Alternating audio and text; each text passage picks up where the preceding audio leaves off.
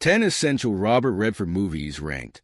Now mostly retired, Robert Redford was one of the biggest stars of the 1970s and 80s, appearing in blockbusters and classics like The Great Gatsby, Butch Cassidy and the Sundance Kid, and The Sting. During this era, he showed off a lot of range from a classic leading man, able to play everything from dashing antiheroes to more introspective loners. Charming con artist, a hardy man up against nature, Redford also had a great second act as a director, delivering terrific films like Ordinary People, A River Runs Through It, and Quiz Show. Still, it's his acting that he will be most remembered for. With this in mind, this list looks at some of Redford's most iconic performances.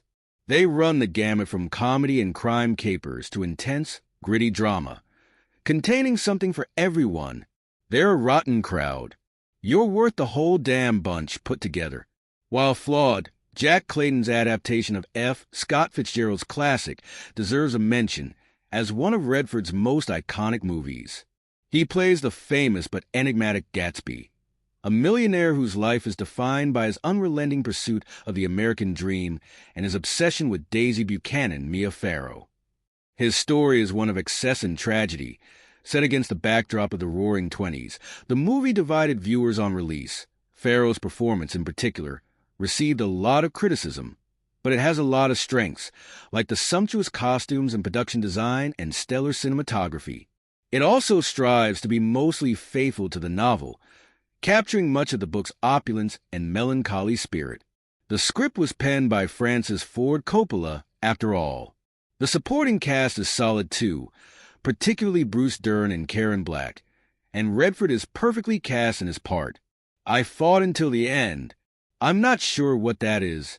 All Is Lost is a tour de force of minimalist filmmaking, featuring Redford as a nameless sailor battling for survival in the Indian Ocean after his yacht collides with a shipping container. With no dialogue aside from a few lines and a haunting final cry for help, Redford carries the film entirely through his physicality and expressions. It's one of his most compelling late-career performances.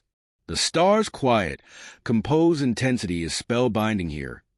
Not many actors could have pulled this off so well. He's helped by director J.C. Shander's lean, straightforward storytelling, which relentlessly ratchets up the tension. The movie is also refreshingly low on metaphors and preachiness, letting the events speak for themselves. This is what drew Redford to the project. It was a very pure experience that I felt had gone missing in movies, he has said. It was a chance for me to be a part of going back to that. Revenge is for suckers. Claiming the top spot on this list is The Sting, George Roy Hill's brilliant caper about two con men, Johnny Hooker, Redford, and Henry Gondorff Newman, who team up to pull off an elaborate scheme against a ruthless mob boss.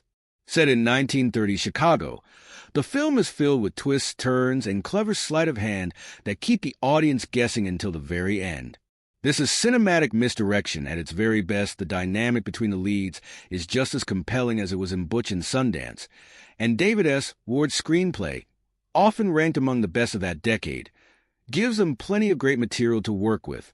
So too does Hill's nostalgic, jazzy, delightfully old-fashioned storytelling style, harking back to 1930s Hollywood. The movie is bursting at the seams with style, from the lush production value to the slick camera. Roguish and sly, The Sting remains a treat all these decades later.